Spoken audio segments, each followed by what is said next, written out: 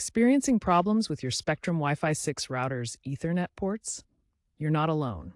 Many users encounter issues where their wired connections aren't working as expected. Let's quickly address how to fix these issues with your LAN ports. First, perform a simple power cycle. Unplug your Spectrum router for 30 seconds, then plug it back in. Check the Ethernet cable, ensure it's Cat5e or better, and securely connected to both your router and device. Many issues are resolved with these steps. The next thing to check is your router's firmware.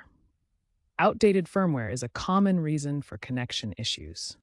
To update your Spectrum router's firmware, access the Router Admin panel through a web browser, typically at 192.168.1.1 or spectrum.net/myaccount.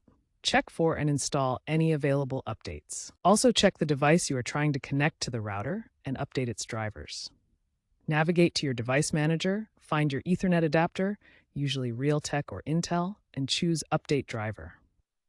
If updating doesn't work, sometimes rolling back to a previous driver version resolves the issue. For persistent issues, contact Spectrum support for assistance or possible hardware replacement, especially if the router is under warranty. If the problem remains unresolved, professional repair or Spectrum's 24/7 support is recommended.